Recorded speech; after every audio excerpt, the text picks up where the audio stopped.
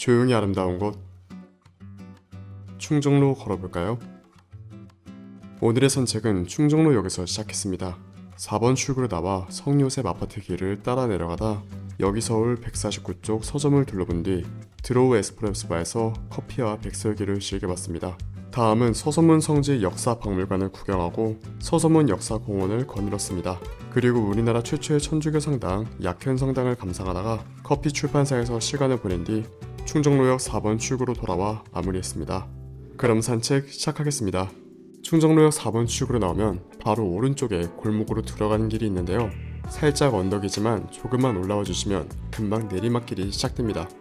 내리막길에는 작은 아파트가 늘어져 있는데요. 우리나라 최초의 주상복합 아파트인 성요셉 아파트입니다. 약현성당의 사제와 성도들을 위해 지은 건물인데 아파트가 약간 휘어있는 이유는 예전 하천이 있던 곳을 따라 지었기 때문입니다. 기름 짜는 냄새, 떡 찌는 냄새, 고소함에 기분이 좋아지는데요. 이런 곳에 약간은 생뚱맞게 서점 149쪽이 있습니다. 부담스럽지 않도록 반겨주는 곳이었는데요. 크기는 작아도 주제별로 많은 책들이 정리되어 있고요. 도서의 추천 이유가 적혀있는 정성도 좋았습니다. 목소리라는 단어로 책을 소개하는 게 재밌었습니다. 앉을 수 있으니 여유로운 구경도 괜찮을 것 같아요. 창문에 있던 작은 코너, 사랑하는 사람에게 한마디. 처음에는 하트 모양이었을 텐데 포스트잇이 넘쳐나 바뀐 느낌입니다. 사랑이 넘쳐날 정도로 가득하다고 보니 살짝 귀엽다고도 생각됩니다. 서점 앞 이관에서는 북파우치 뜨개질 광자가 있나 봅니다. 반려동물을 닮게 만들면 재밌겠네요. 서점 구경 후 길을 조금 더 내려오면 드로우 에스프레소 바가 보입니다. 다소 작은 카페인데요. 은은한 조도인 벽 쪽 테이블과 화창한 창가 쪽 테이블이 있습니다. 가방거리와 옷걸이가 있어 가게의 협소함이 덜 느껴졌습니다. 메뉴판입니다. 블렌드의 설명이 먼저 눈에 들어오는데요. 음료는 에스프레소바다운 메뉴 구성이지만 아메리카노와 몇 가지 라떼도 있습니다. 퍼푸치노라는 반려견용 음료도 있네요. 저는 카페 리에또와 백설기를 주문했습니다. 아무래도 아까 맡았던 떡 냄새가 강렬했습니다. 천에 숨겨져 있던 떡을 주문 시 다시 데워주시는데요. 리에또와 백설기가 금방 나왔습니다. 에스프레소, 올리브유, 아이스크림의 조합인데요. 섞지 말고 스푼으로 다 같이 먹는 걸 권장하셨습니다. 지금 보니 제 손이 다 가려버렸네요. 죄송합니다. 아포가토도 먹어봤었고 아이스크림에 올리브유도 먹어봤지만 세 가지를 다 같이 먹어보는 건 처음이라 신선했습니다. 따로 커피와 올리브유만도 마셔봤는데요. 아주 약간은 따로 도는 느낌도 있었습니다. 백설기도 먹어야겠죠? 다시 데운 떡이라 크게 기대는 안 했는데 지금 떡이 올라오는 모습 보셨나요? 아무래도 갓 찐 떡보다는 못하지만 잘 데워주셔서 촉촉한 느낌이었습니다. 특별하진 않지만 담백하게 맛있는 백설기였습니다.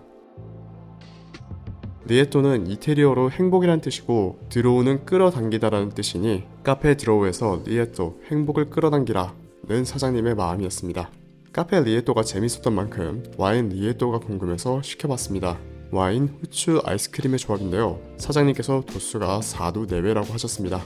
이것도 재밌었습니다. 와인은 가볍고 산미가 있으며 아이스크림은 달달한 바디감, 후추는 식감과 입안을 정리하는데요. 카페 리에또와 다른 재미였습니다. 그런데 카페 리에또는 에스프레소로 아이스크림이 녹아 떠먹는 비율이 더 잘 맞는 느낌이었는데요. 와인 리에또는 먹다 보니 아이스크림이 더 단단하고 와인이 조금 부족하기도 하다 느꼈습니다. 점심시간은 사람이 몰릴 수 있고 테이크아웃 하시면 500원 할인이니 참고하세요. 이제 서소문 성지 역사 박물관으로 향했습니다. 길을 나와 오른쪽으로 걸어가서 붉은 돌담 쪽으로 횡단보도를 3번 건너주시면 왼쪽으로 박물관이 나옵니다. 들어가는 길부터 굉장한 규모였는데요. 입구 앞 조각상 순교자의 칼도 대단했습니다. 죄인들의 목에 씌웠던 칼을 형상화한 작품이라고 합니다. 박물관 제한사항들인데요. 음료는 입구 쪽에 보관함이 구비되어 있습니다. 순교자의 칼을 만든 이경순 작가의 다른 작품 순교자의 길도 있는데요. 1부터 7단계까지의 시리즈가 설명했지만 7단계 슬픔 없는 천국은 아직 미전시라는 직원분의 설명을 들었습니다. 옆으로 기도하는 조각상이 있었는데요. 안쪽으로 다른 기도상들도 있었습니다. 그 옆에는 박물관 도서실이 있습니다. 천주교 외에 도서들도 있으니 독서 혹은 휴식으로 방문해 보셔도 괜찮을 것 같습니다. 1층에는 사진들도 있는데요. 아주머니께서는 누구를 위해 기도하시는 걸까요? 그리고 지하로 가면 더욱 넓은 규모의 전시가 있습니다. 지하 1층에는 미술품들이 있고 지하 2층에는 콘솔레이션 홀, 하늘광장, 상설 전시설 등 다양한 볼거리가 있습니다. 계단을 통해 내려가면 국내 작가들의 설명과 함께 다양한 작품들이 전시되어 있는데요. 질감을 다양하게 다룬 작품들이라 흥미롭게 구경했습니다. 이제 지하 2층으로 내려오면 먼저 콘솔레이션 홀이 보이는데요. 규모가 정말 굉장합니다. 스크린에는 테마별로 영상이 나와서 구경하며 돌아다녀도 가만히 앉아 감상해도 좋았습니다. 그리고 가운데 조명 쪽에 있는 건 다섯 성인들의 유해함이 있었습니다. 옆으로는 하늘광장, 하늘길로 이어지는데요. 하늘을 그대로 받는 하늘광장은 화창한 날씨에 방문하니 정말 좋았습니다. 다만 바닥이 눈이 안 녹은 곳도 있으니 방문하실 때 주의하셔야겠습니다. 그리고 옆에는 하늘길이 있는데요. 복도에 쏟아지는 빛은 점차 비부터 시작해서 이내 미친듯이 폭발하더니 폭포로 변모에 떨어져 물결이 되어 가득 흘렀습니다. 이 미디어 아트도 참 좋았지만 아쉬웠던 점이 있었는데요. 다른 작품인 바라의 길이 얼어서 관람 제한이었습니다. 아쉬운 마음에 영상으로나마 담아왔습니다. 하늘광장과 콘솔레이션 홀 반대편에는 상설 전시설도 있는데요.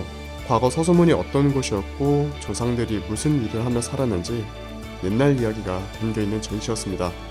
상업적 농업이 벼농사보다 많이 벌게 되니 상공업이 발달했던 소소문 지역은 그 인기를 더했었습니다. 여러분, 이 배에 익숙하지 않으신가요? 거북선이 맞는데요. 임진왜란이 기록된 징비록입니다. 이 징비록에는 전쟁 원인, 대응과 문제점, 백성들의 피해 등 객관적인 사실들로 채워진 일종의 오답 노트였습니다. 목민심서도 있었는데요. 지방 통치에 필요한 규율, 지침 등을 다룬 서적으로 관리들의 폭정을 비판할 목적도 컸다고 합니다. 이렇게 역사가 잘 정리된 전시실이었습니다. 이제 소소문 역사공원으로 올라가려는데요. 계단도 있고 엘리베이터도 있습니다. 올라오면 잔디밭이 있습니다. 개인적으로 걸어도 괜찮은 잔디밭을 좋아합니다.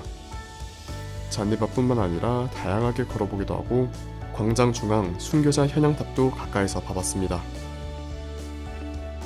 복대화라는 문구가 참 마음에 들었습니다. 여러분 일상에도 복이 많으셨으면 좋겠습니다. 이제 약현성당으로 발길을 돌렸는데요. 건너왔던 횡단보도를 다시 건너면 한국 최초의 천주교 성당 중림동 약현성당의 입구가 보입니다. 차량으로도 방문할 수 있고 걸어 올라간다면 올라가는 길이 조금 높은데요. 계단이 잘 정비되어 있으니 올라갈 만합니다. 그렇게 부지런히 오르면 고딕풍의 약현성당이 나옵니다. 사실 지으려던 건 명동성당이 먼저였지만 성당이 궁성을 내려본다는 것과 풍수지리 이유로 조선 정부가 막고 있었기에 약현성당이 먼저 지어지게 되었습니다. 뒷길까지 길도 잘 정리되어 있습니다. 가볍게 한 바퀴 둘러보고 안으로 들어가 봤는데요. 내부가 정말 아름다웠습니다. 스테인드 글라스를 통한 다양한 빛깔과 은은하게 반사되는 높은 천장. 한참을 구경했습니다. 스테인드 글라스는 고 이남규 화백의 작품인데요. 그는 한국에 처음으로 스테인드 글라스 양식을 소개한 인물입니다. 약현성당의 대형 스테인드 글라스는 순교한 성녀인 김골롬바와 아그네스, 김효임, 김요주 자매를 기리기 위한 작품입니다. 약현성당은 이외에도 보고 있으면 마음이 편했는데요. 더 예쁘게 담지 못하는 아쉬운 마음도 있었습니다. 그리고 기둥에 있던 꽃다발, 뭐가 떠오르시나요? 여기선 결혼식을 올릴 수 있는데요. 부부께 많은 축복이 있으면 좋겠습니다. 이제 마지막 장소인 커피 출판사로 향했습니다. 성당을 나와 오른쪽으로 길이 있는데요. 여기를 쭉 내려가다 보면 왼쪽으로 약현성당에 다른 출입구가 있습니다. 이 출입구를 나와서 다시 왼쪽으로 가주세요. 그러면 나오는 골목길을 따라 내려가면 왼편으로 카페 커피 출판사가 보입니다. 출판사라는 이름처럼 도서들이 많은데요. 수많은 시집들이 있었습니다. 사실 출판사에는 다른 의미도 있는데요. 차분한 카페에서 다양한 감정을 출판하라는 사장님의 생각이었습니다. 그래서 한켠에는 언제든지 글을 쓸 수 있게 펜들이 준비되어 있습니다. 책갈피도 있었으니 필요하시면 챙겨가세요.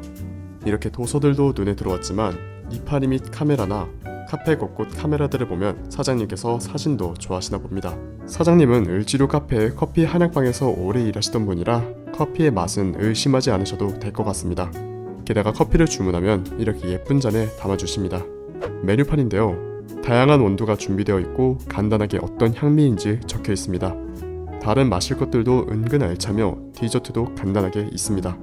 이렇게 커피 얘기를 해놓고 저는 산딸기 밀크를 주문했습니다. 오래 걸어서 당분이 땡겼습니다. 게다가 수제의 산딸기청이라 더 끌렸는데요. 길쭉한 잔에 담겨진 산딸기 밀크, 새하얀 우유, 밑으로 깔린 붉은 산딸기청, 색깔의 대비가 보기에도 좋았습니다. 청의 내용물이 은근 커서 잘 섞어야 합니다. 섞고 나면 흔히 아는 딸기 우유색인데요. 꽤 맛있습니다. 달달하면서도 산딸기 특유의 산미가 기분 좋았고요. 산딸기가 살짝 씹히는 것도 좋았습니다. 조그만 카페에 잘 묻는 산뜻한 재즈. 다른 분들의 사각사각 거리는 팬소리는 자신의 감정을 출판하기 좋은 카페였습니다. 맨 처음 내려왔던 그 길을 다시 올라 충정로역 4번 출구로 돌아와 오늘의 산책을 마무리했습니다. 조용히 아름다운 곳 충정로 걸어볼까요?